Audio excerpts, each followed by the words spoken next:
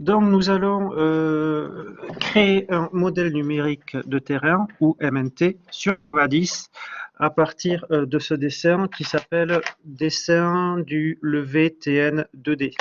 Donc, comme son l'indique, c'est en levé de terrain et il est en 2D. Alors, on va d'abord commencer par regarder ce qu'il y a sur ce dessin. Sur ce dessin AutoCAD, qu'est-ce qu'on a? Je vais sélectionner une polyligne et je vais voir quelles sont ses caractéristiques. Notamment ici, sommaire X, sommaire Y, ce qui est normal. Par contre, élévation, sur élévation, on est à 0, ce qui veut dire qu'on est sur de la 2D. Voyons les autres. Alors, si je sélectionne plus polylignes, effectivement, tout ont une élévation à 0. OK. De même pour les points. Alors, qu'est-ce qu'on a comme point ici? On a du point qui ressemble à les points topo de Covadis, c'est-à-dire on a un bloc avec un attribut matricule, un attribut altitude. OK, ça aussi. Donc, quand je le sélectionne, je vais voir aussi ses propriétés. Je vois on a une position en X, une autre en Y. Par contre, en Z, on est toujours à 0. Donc, en fait, on est en 2D. Donc, avant de commencer la création du MNT, il va falloir passer ces points 2D en 3D. Donc, pour ça, on va aller en Cove Édition. Dans point topographique. Et ici, je vais pouvoir affecter l'attribut altitude en tant qu'altitude du point. Ça veut dire que quand j'aurai fait ça, quand j'irai voir les propriétés du point, en Z, on verra qu'on aura une valeur qui correspondra normalement à l'attribut altitude. Donc je lance. Alors, je sélectionne. Mais ici, je peux choisir de sélectionner les points à en prendre en compte, soit par nom des blocs points plus calque. Donc, si imaginons que j'ai des blocs points qui soient les mêmes mais dans plusieurs calques différents et que je veuille sélectionner que ceux d'un seul calque, je pourrais à ce moment-là choisir le bloc point correspondant, mais juste ceux qui appartiennent au calque choisi. Ici, ce n'est pas le cas. Ici, j'ai envie de prendre tous les points du dessin. Donc, je vais prendre ça. On pourrait faire aussi une sélection manuelle si on voulait. Donc, je prends tous les points du dessin, je fais OK. Et normalement, si je vais voir mes points maintenant, je vais voir ce point 66. Donc, c'est bien le point 66, on le voit ici. Son attribut altitude, c'est bien 689. Et quand je viens voir ici, sur les propriétés du point, j'ai bien une valeur en X, j'ai bien une valeur en Y, et j'ai bien une valeur en Z. Cette valeur en Z correspond bien à l'attribut altitude du point bloc. Ok, bon, ça, cette première étape, c'est bon. Les polylignes, on peut les laisser en 2D, tout simplement pourquoi? Parce que la 3D qui va être prise en compte, c'est celle des points sur lesquels sont attachées ces lignes. Si ces lignes n'étaient pas attachées des points 2D, il faudrait qu'elles soient effectivement en 3D. Ici, à chaque sommet de polyligne, il y a effectivement un point. Donc, ça sera cette altitude de point qui va être prise en compte pour ces lignes. Donc, maintenant, on va regarder un peu qu'est-ce qu'on va traiter dans ce dessin. Donc, dans ce dessin, qu'est-ce que j'ai? J'ai des fossés avec des crêtes de fossés en bleu. J'ai des fils d'eau fossés en bleu toujours en pointillé. J'ai aussi des crêtes de talus en marron orangé, en marron, ligne pleine. Et j'ai aussi des pieds de talus en pointillé, en marron pointillé. J'ai également ici des lignes de rupture qui sont en noir. Et puis je pense que c'est à peu près tout. Si, il y a les barbules aussi. Mais les barbules, elles, c'est juste du dessin, on ne va pas s'en servir pour faire la réalisation du MNT. Elles n'ont pas d'intérêt. Donc, dans la réalisation du MNT, qu'est-ce que je vais prendre en compte? Je vais prendre toutes ces lignes de rupture. En fait. Toutes ces lignes de rupture, ces lignes d'arête, vont être prises en compte dans la création du MNT. Ces lignes de rupture, en fait, elles vont servir à quoi? Elles vont servir, en fait, à dire au modèle numérique de terrain, quand les triangles du MNT vont se créer, les triangles ne doivent pas venir couper ces lignes d'arête. Sinon, ça va fausser la véracité du MNT.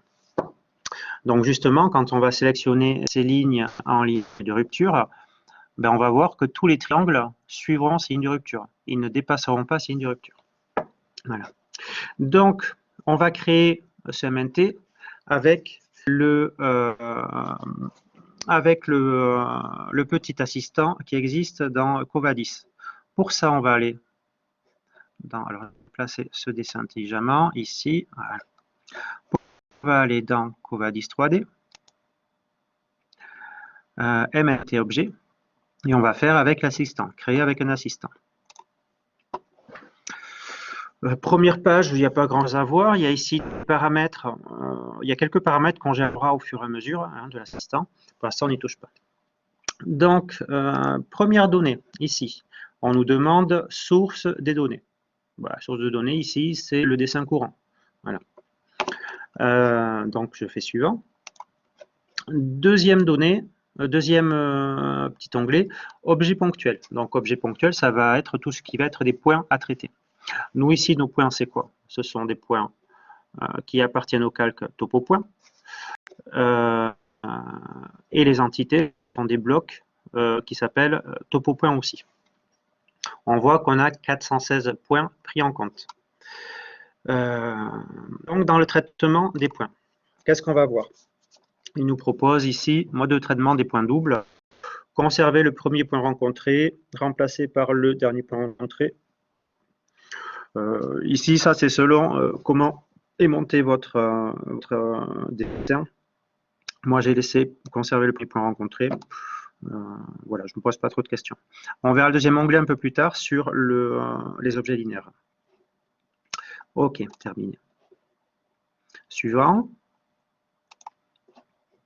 Maintenant, je vais choisir les objets linéaires. Alors, au début, c'est les objets ponctuels pour les points. Maintenant, ces objets linéaires, tout ce qui va être les polylignes. Donc, en polyligne, qu'est-ce que je vais sélectionner? Mes crêtes de fossé qui sont dans le calque de fossé. Je vais sélectionner mes fils d'eau de fossé qui sont dans le calque T fossé FE. Je vais sélectionner mes lignes ici de rupture en noir qui sont mes bords de chaussée. Je vais sélectionner mes crêtes de talus et mes pieds de talus. On voit qu'on a 40 polylignes. Je vais venir voir maintenant ici, traitement des segments. Donc, dans traitement des segments, on va gérer une petite chose.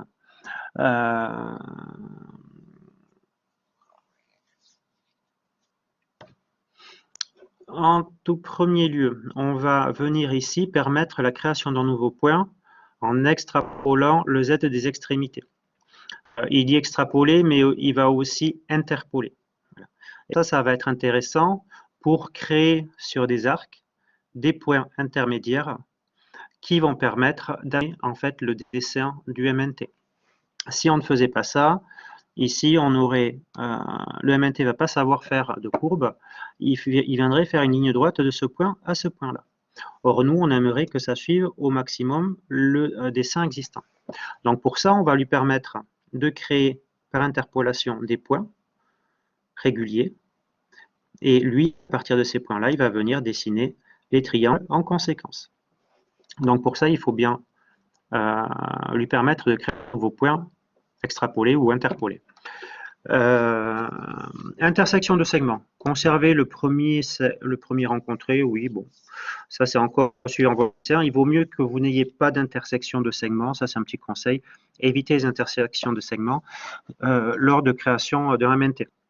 Donc, le mieux, c'est avant de lancer votre assistant, c'est de vérifier que vous n'ayez pas d'intersection de segments. Ensuite, segment trop proche d'un point. Moi, j'ai minoré le segment tout simplement parce que je sais que tous mes segments partent ou s'arrêtent sur un point. Donc, je n'aurai pas de problématique. Et comme ça, de cette manière, en ignorant le segment, si jamais il y a un segment qui n'est pas bien collé sur un point, moi, par contre, je pourrais le reprendre à la main derrière. Et on arrive ici à discrétiser les segments d'arc. Alors, les segments d'arc, arcs, cet outil, ça vient rejoindre celui-là. Alors ici, on permettait la création d'un point interpolé. Ici, on lui demande de discrétiser les arcs. C'est-à-dire que discrétiser les arcs, ça veut dire qu'il va décomposer les arcs en petits éléments droits. Et de cette manière, encore une fois, il va venir trianguler une multitude de fois entre ces points nouvellement créés. Ces points, je le rappelle, ce sont bien des points interpolés aux altitudes entre le premier point et le dernier point. Normalement, on est sur quelque chose de relativement correct ou de correct. Voilà, donc ça, c'est bon. On va venir voir ici, calcul et marquage. En termes de calcul, ce que je vous conseille, c'est ici de rentrer une valeur dans flèche maximale de discrétisation des arcs. Alors, qu'est-ce que ça veut dire ça? Ça veut dire que pour ces arcs, pour les discrétiser, ben lui, il a besoin de savoir combien de segments on veut mettre. Et pour ce nombre de segments, en fait, on ne lui dit pas le nombre de segments, et par contre, on lui donne la flèche qu'on souhaite avoir maximale entre le segment droit qui va se créer et l'arrondi qu'on a derrière. Donc, si vous mettez en mètres, à mon avis, ici, il risque de tirer droit. Pourquoi? Parce qu'on aura une flèche qui sera inférieure à 1 mètre. Donc, il ne va pas se poser la question à créer de nouveaux éléments droits. Par contre, si on met une flèche relativement faible, ici j'ai mis 2 mm, on aura par contre une multitude de petits segments qui vont se créer. Voilà. Donc on a géré les objets ponctuels et les objets linéaires. Je fais suivant. Maintenant, filtrage planimétrique. Donc soit on veut gérer une zone comme pour le MNT. Auquel cas, j'aurai au préalable dessiné un périmètre ou un contour et que je vais sélectionner. D'accord? On peut le sélectionner ici si on veut. Imaginons que j'ai un contour, je sélectionne comme ça. Moi ici, qu'est-ce que je veux faire? Je veux sélectionner l'intégralité de mon dessin. Donc soit je fais un rectangle de sélection, pour une sélection globale, soit je mets aucun et de toute manière, il va me prendre l'intégralité du dessin. Voilà. Donc ça, c'est intéressant si vous voulez prendre l'intégralité du dessin, mais que, par exemple, à l'abscisse 0, 0, vous avez un autre dessin, hein, tout en bas, par exemple, auquel cas vous prendrez ça. Sinon, il va tout vous prendre en compte. Ici, je sais que j'ai rien d'autre sur le dessin que ce qui est affiché à l'écran, donc je peux prendre aucun, et c'est suffisant. Je fais terminer. Je fais suivant. Filtrage altimétrique. En filtrage altimétrique, on voit qu'il nous a mis ici l'altitude maximale des points à segment. OK. Un petit conseil, enfin un gros conseil ici, surtout ignorer les points et sommets d'altitude nulle. Ça vous évitera d'avoir des trous, si vous avez des erreurs sur des points, ça vous évitera d'avoir des trous dans votre MNT. Parce que si vous commencez à avoir un trou sur votre MNT et que vous calculez une plateforme dessus, autant vous dire que question cubature, vous allez exploser les chiffres. Surtout à 695 mètres d'altitude. Pourquoi? Parce qu'il va à un moment trianguler avec un point qui va être à 0 mètre d'altitude et là, il va y avoir du cube. Autre conseil, si vous connaissez à peu près l'altitude maxi et mini, vous pouvez même ici, tant qu'à faire, entrer une altitude mini. Donc ici, je vais mettre 650 parce qu'il me semble de prime abord que je regarde un petit peu tout à l'heure, il me semble que l'altitude mini est de 675 et brouettes. Donc là, je mets 650, ce qui veut dire que tous les points qui sont en dessous de 650 mètres d'altitude ne seront pas pris en compte. C'est une sécurité supérieure. OK. Donc, j'ai rentré ces deux valeurs, j'ai validé cette petite commande et je fais suivant. Ici, on a un récapitulatif. Donc, le récapitulatif, j'ai le nombre de points qui vont être pris en compte, 410, altitude minimale des points, 675,32, altitude maximale des points, 695,45. J'ai le nombre de lignes de rupture, avec pareil les altitudes, donc 40 lignes de rupture, et le nombre de segments pris en compte, lignes de rupture, 826.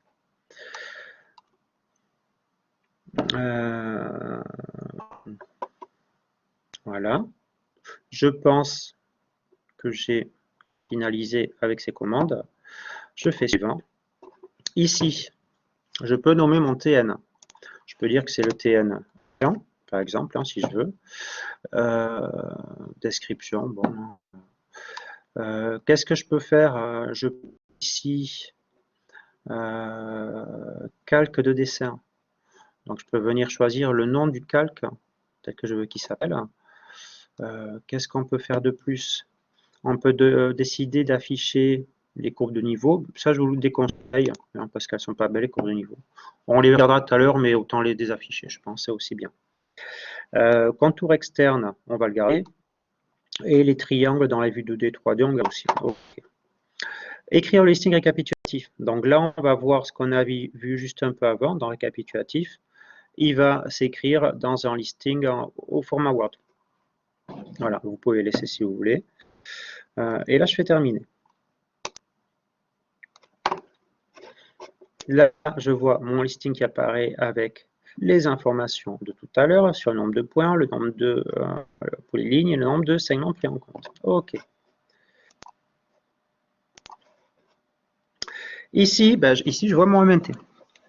Donc, la première chose, je vous parlais tout à l'heure de discrétisation des arcs. Pour que ça fasse écho, je vais vous montrer directement. Si on n'avait pas discrétisé les arcs, on aurait eu une triangulation qui serait partie de là jusque là.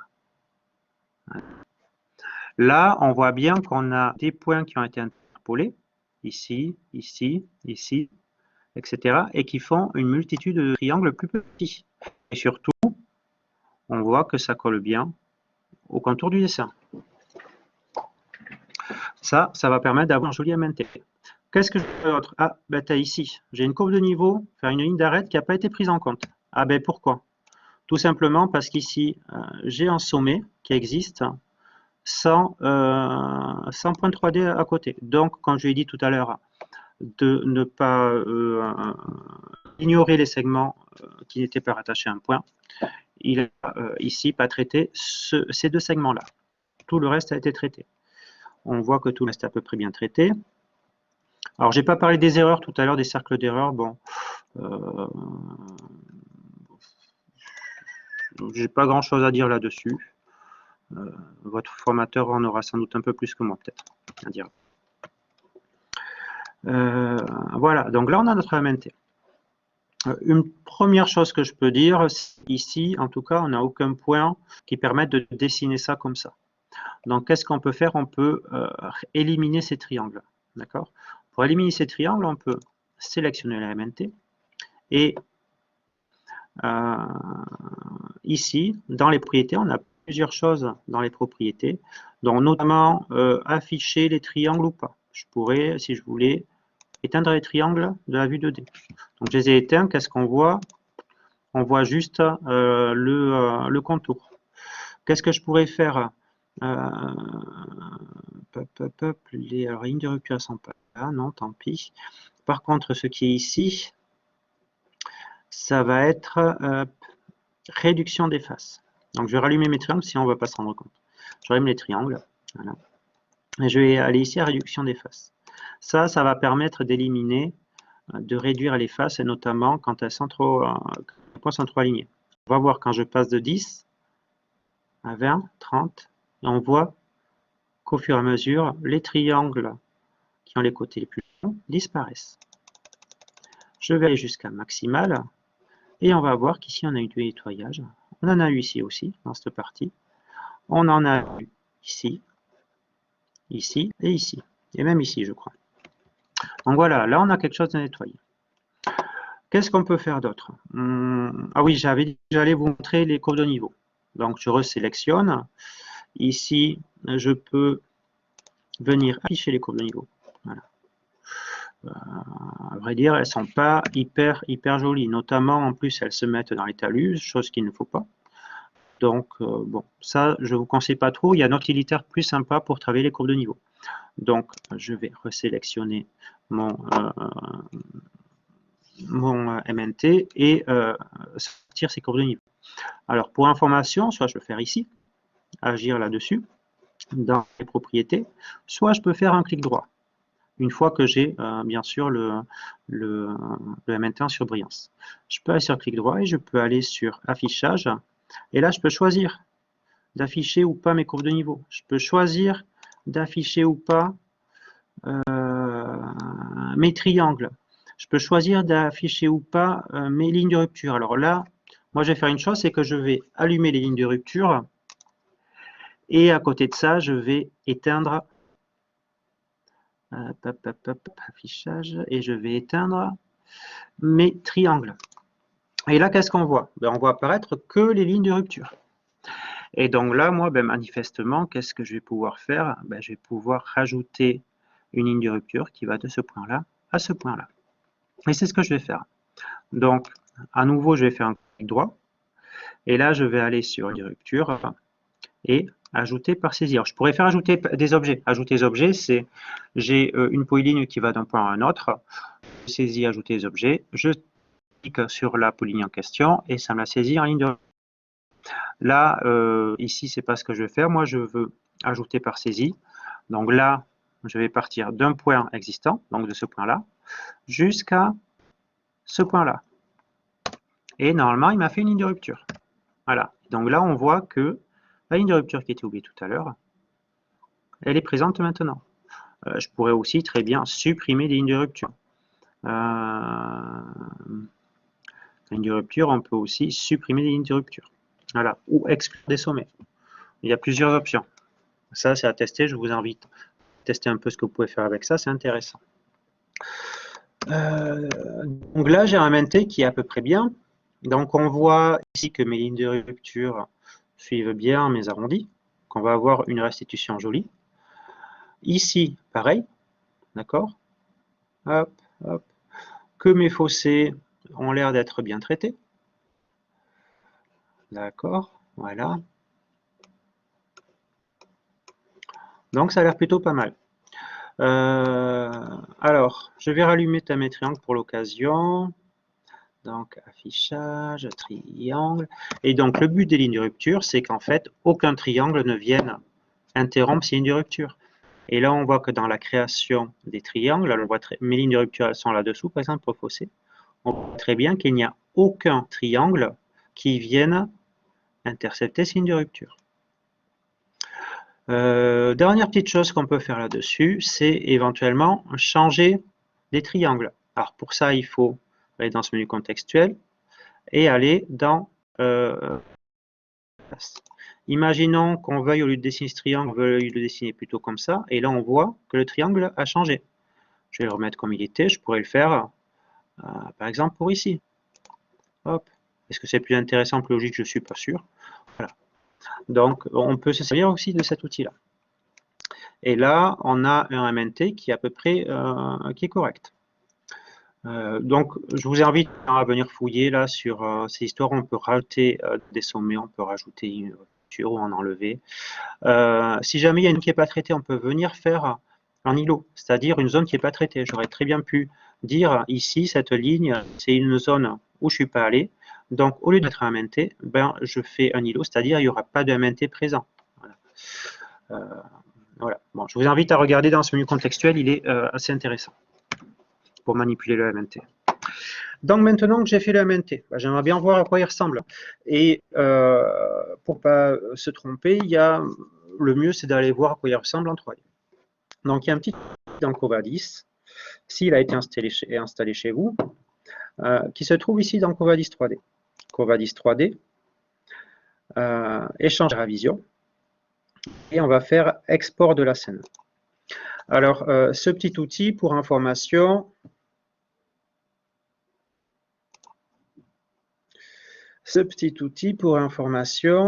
il a été piqué par Covadis à Mensura. Vu qu'aujourd'hui, ces deux boîtes font partie de la même entité, hein, ils ont la même maison mère. Et donc ça, c'était une visualisation 3D qui existait déjà sur Mensura. Donc vous voyez, j'ai fait valider la scène E1, je crois, il me semble, hein, vous regarderez la vidéo. Et j'ai ceci qui apparaît. Alors, s'il n'apparaît pas, c'est qu'il est un peu en hauteur, il doit être comme ça, et à ce moment-là, vous le cliquez sur la molette de la souris, et il réapparaît. Il revient se recentrer dans votre écran. Alors, on peut zoomer avec la molette, dézoomer. On peut tourner en maintenant le clic gauche appuyé, vous voyez, et je peux déplacer en maintenant la molette appuyée. Voilà. Donc on peut, voilà, comme ça, se déplacer Hop, alors c'est pas toujours évident, même pour moi qui suis habitué. Donc on peut venir voir de plus près, on voit que mes fossés sont bien traités, qu'il n'y a pas de choses qui viennent couper les fossés. Ici, par exemple, on voit ici, j'ai mon petit talus là qui permet de passer cette plateforme à pied à celle-là, qui existe. Ici, sur le bord de mon fossé, j'ai toute une banquette qui vient courir, d'accord? Ici, un petit passage piéton. Ici, un autre fossé tout le long de la plateforme. Ici, un passage plus large pour un véhicule. Et je vais à... Ici, on a le petit monticule. On voit comment il a été traité, c'est plutôt pas mal. Et ici, un accès routier à la plateforme du bas. On voit ici, par contre, le traitement du gros talus. Donc ça, c'est plutôt pas mal. On a un joli MNT, je trouve. Qu'est-ce qu'on peut faire de plus? Bon, il y a plein de choses, hein. Une fois que vous aurez fait du routier ou autre, vous pourrez venir exporter les scènes là-dessus. Donc, si vous avez une route, vous pouvez venir la visualiser ici, ou si vous avez une plateforme, vous pouvez venir la visualiser aussi ici. Vous pouvez aussi rajouter des petits objets, des petits personnages, des petits véhicules que vous allez trouver ici dans Objet 3D. Donc, par exemple, moi, je vais venir chercher des personnages. Un personnage, il y a la personne qui pose les